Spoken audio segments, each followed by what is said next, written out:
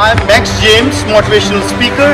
You know about that, the different interview, different topics and motivational speaking, knowledgeable video. You know, everything you get from our channel. हमारे channel पर आपको बहुत सारी चीजें मिलेंगी. Mostly for the youth, you get all the topic and get from motivation from our channel.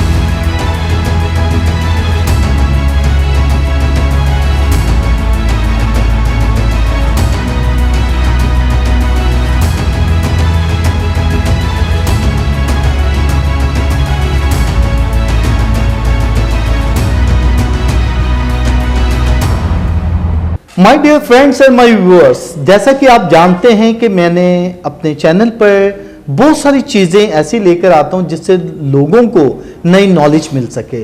आपको पता कि जैसे कि हमने सिलसिलावार बाइबल मुकद्दस की किताबों को समराइज करके पेश करना ताकि हमारे लोग जान सकें कि बाइबल मुकद्दस में कौन सी किताब में क्या इंपॉर्टेंट चीज़ें हैं, क्या अहम नकात हैं, क्या इंपॉर्टेंट करैक्टर हैं, क्या कुछ उसके अंदर है जो कि 15 से 20 मिनट में सारी चीजें हमें पता चल सकें। तो आज जो है हम बाइबल मुकद्दस की जो किताब है पहला इख्बार जो कि प्रोटेस्टेंट बाइबल में जो है उसे तवारीख के कहा जाता है, उसे पहला तवारीख, उसके बारे में बयान करेंगे। ये एक्चुअली तवारीख की किताब है, इख्बार जिसे कहा जाता है, कैसे किस तरीके से हुआ, मेन करैक्टर क्या है, इसमें अहम निकात क्या हैं, इसके बारे में जो पर्सनैलिटी हमारे साथ बयान करने को है, बहुत ही इंपॉर्टेंट पर्सनैलिटी हैं।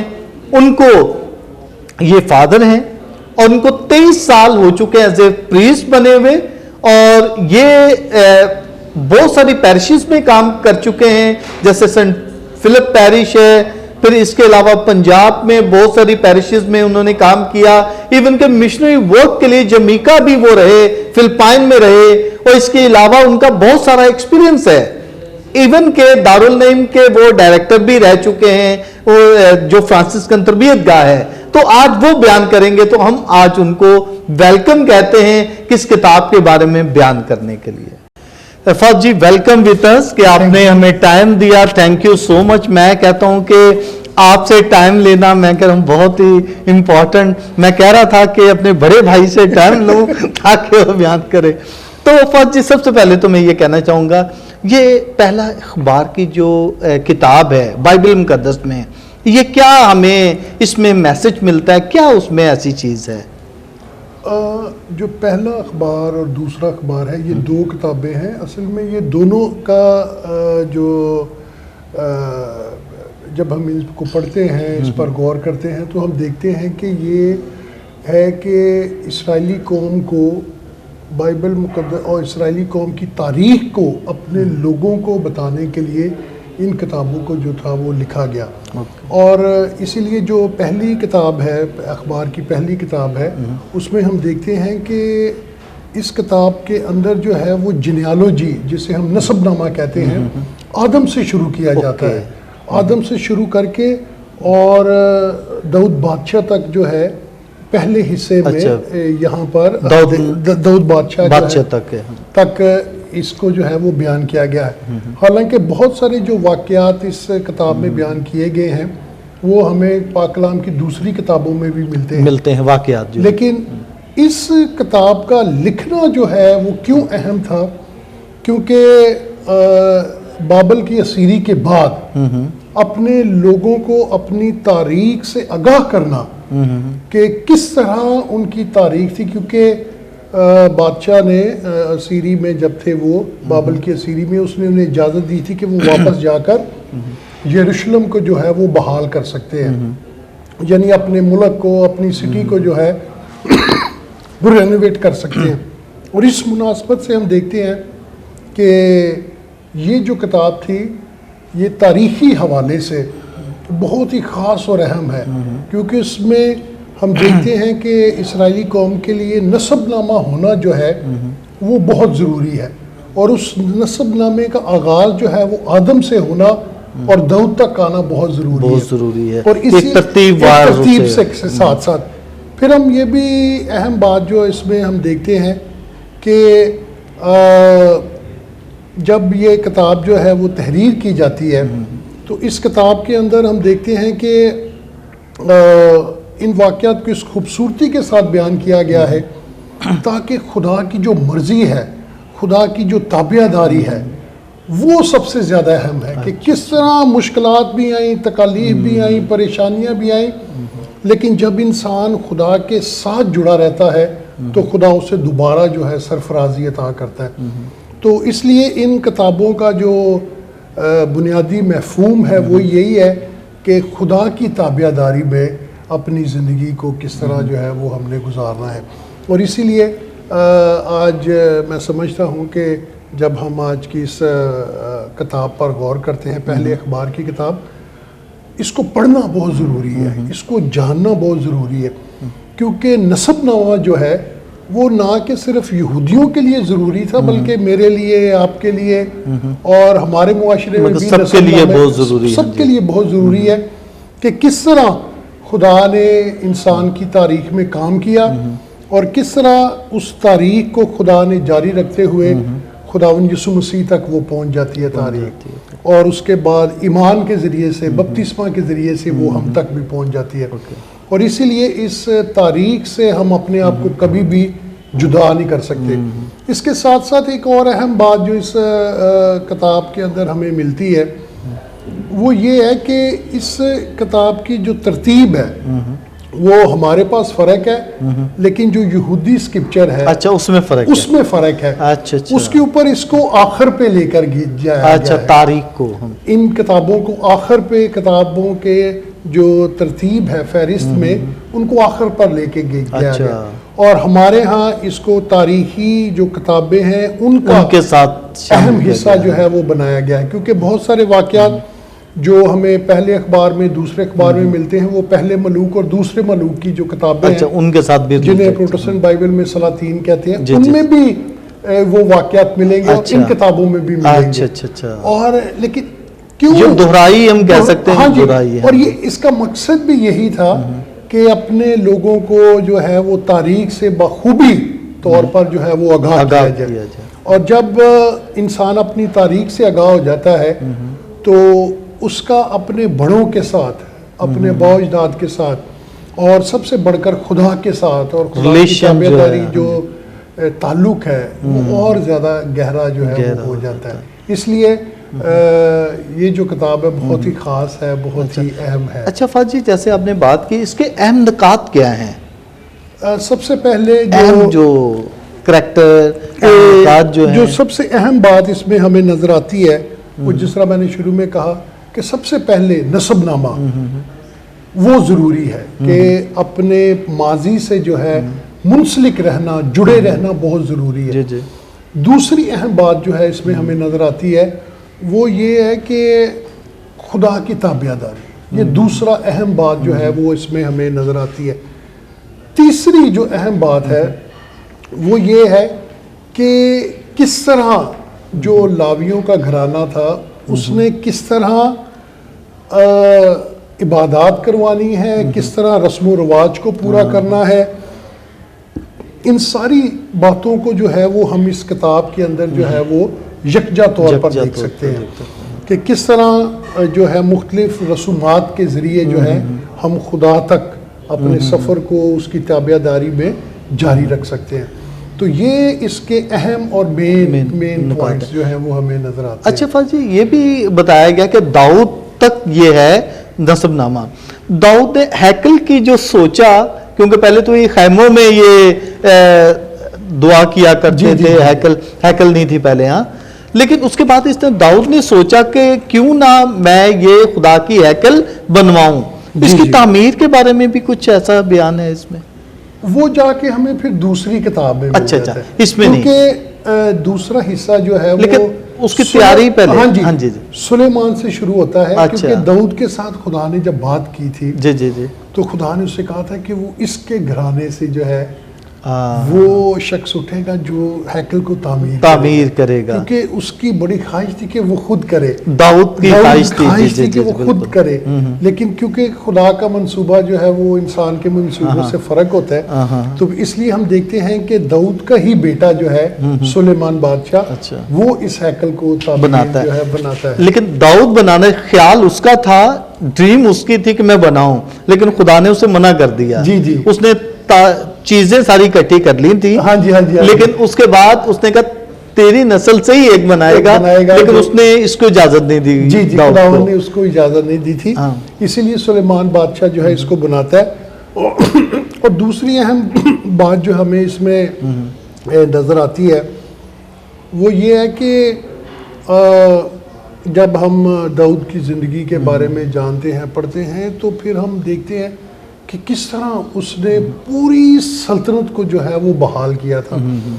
पहले इसराइल जो था वो छोटे छोटे टुकड़ों में था, फिर ये इसराइल जो था वो डिवाइड हो गया, एक शुमाल का हिस्सा बन गया, एक जनूब का हिस्सा बन गया। और जो जनूबी हिस्सा था उसके जो बादशाह इस गुजरे हैं उनकी ज़िंदगी के बारे में, किसने कितने साल हुकूमत की और कैसी उसने हिस्ट्री उनकी भी तारीख हमें जो है वो इसमें मिलती है।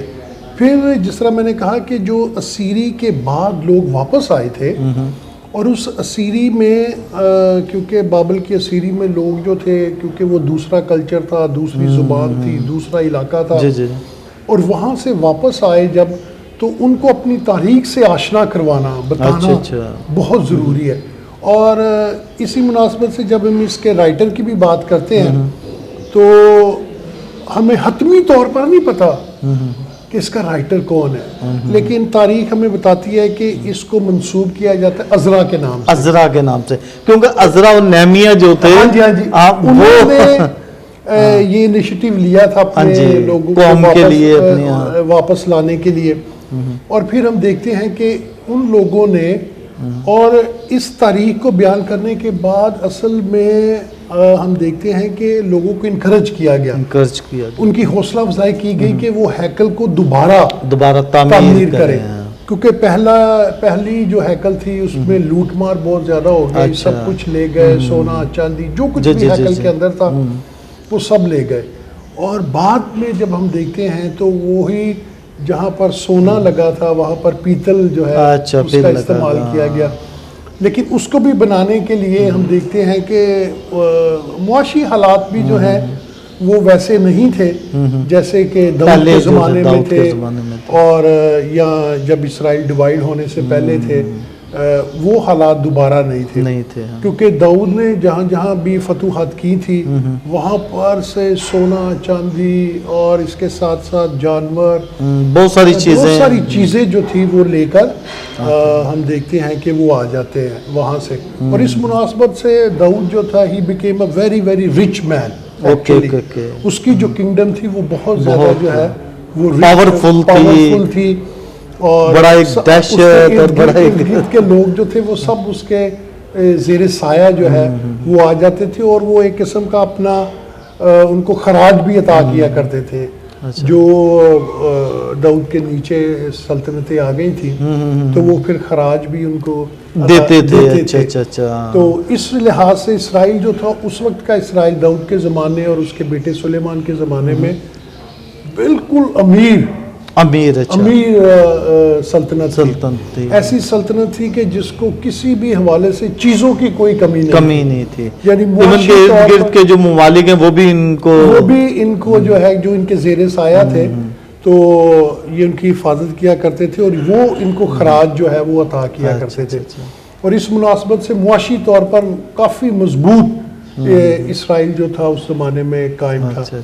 और दाऊद बादशाह जो है वो मतलब वो पहला असल में बादशाह था जिसने पूरी सल्तनत पे शुमाल से लेकर जनूब तक जो है पूरी सल्तनत पे उसने हुकूमत की थी। अच्छा, शुमाल और जनूब में कौन कौन सी कंट्री या मौजूदा अगर देखा जाए कौन कौन सी? असल में इसराइल एक ही था। अच्छा। लेकिन क्योंकि आपस में नाचाकियों की वजह से तो ये फिर डिवाइड हो गया। डिवाइड हो गया। तो एक सल्तनत जो थी वो नॉर्थ की बन गई अच्छा, और एक साउथ की बन गई। अच्छा, तो अभी तो मौजूदा अभी- अगर देखा जाए कौन सी कंट्री कहलाती है? अभी मौजूदा जो इसराइल है वो तो एक ही है, एक ही है, हाँ अभी जी, एक जी। ही है, अभी उसमें डिवीजन नहीं है। अच्छा, तो लेकिन बिल्कुल ये इसी तरह है जैसे आप मिसाल ले सकते हैं कि साउथ कोरिया की। अच्छा, साउथ कोरिया, नॉर्थ कोरिया। हाँ, उस हाँ, वक्त ये इस ऐसे हो गए ऐसे थे, सुलेमान के ज़माने में ये ऐसे हो गई थी। और फिर काफ़ी अरसा जो ऊपर वाली तो जल्दी ख़त्म हो गई थी, हाँ जी, लेकिन नीचे और जिसमें वाली 10 कबीले चले गए थे और वो जल्दी खत्म हो हाँ, गए और ये अभी दो तक कायम होता है। ये जो थे जो दाऊद की सल्तनत थी ये बनियामीन की, हाँ जी, हाँ जी, ये जो थी काफ़ी देर कायम रही। यहूदा और ये जैसे। हाँ जी, लेकिन फिर बिलाखिर ये भी सल्तनत जो थी वो अभी खत्म जो हो गई। मौजूदा हम बाबरी देख रहे हैं तो ये कौन सी सल्तनत से बिलोंग करते हैं? ये अभी- कौन से? ये भी तो इसराइली, ये भी इसराइली जो है वो मिक्स ही है। मिक्स ही है। ये लेकिन- भी किसी लेकिन एक वो- कबीले की हाँ हुकूमत जी, हो या मतलब हाँ। एक कबीला जो है वो हुकूमत कर रहा हो, लेकिन अभी तो उनको अपनी यूनिटी का फिक्र है ज्यादा, यूनिटी का ज्यादा है, ज्यादा यूनिटी अपने का आप को फिक्र है, एज अपनी मीन जमीन का फिक्र है कि हमारी जमीन जो है वो हमें मिल गई अभी दोबारा। लेकिन पहले ऐसा नहीं था, पहले तो ऐसा दूसरा नहीं था। था। तो अभी जो है जी जी हालात ठीक जो है वो बिल्कुल जी जी। तो फर्क है। फाजी, और इसमें स्पिरिचुअलिटी हम क्या देख सकते हैं इसमें? इसमें जो स्पिरिचुअलिटी है वो है खुदा की ताबियादारी, ताबेदारी, खुदा की फर्माबरदारी। क्योंकि इसराइली कौम के अंदर हम देखते हैं कि बहुत सारे लोग जो थे वो खुदा के नाफरमान रहे ओके, और बहुत सारे लोग जो थे वो खुदा के फर्माबरदार रहे। तो इस मुनासबत से हम देखते हैं कि इसमें जो अहम बात है, जिस तरह मैं बता रहा था कि खुदा की फर्माबरदारी और खुदा की ताबियादारी। खुदा की फर्माबरदारी से मुराद यही है कि जो कुछ खुदा ने कहा उसको कबूल कर लेना और उस पर अमल करना ताबियादारी है, ठीक है। उस पर अमल करना ताबियादारी। हम बहुत दफ़ा चीज़ों को कबूल, हाँ खुदावन ने ये कहा, खुदावन ने ये कहा, मैंने और आपने सुन लिया, लेकिन जब तक अमल नहीं करेंगे तो ताबियादारी कहाँ से आएगी? और यहाँ पे हम देखते हैं कि ना कि लोगों ने सिर्फ उस कलाम को सुना और कबूल कर लिया, बल्कि उसकी ताबियादारी की, यानी उसी बात पे अमल करना जो है वो ज़्यादा ज़रूरी था, ज़्यादा अहम था।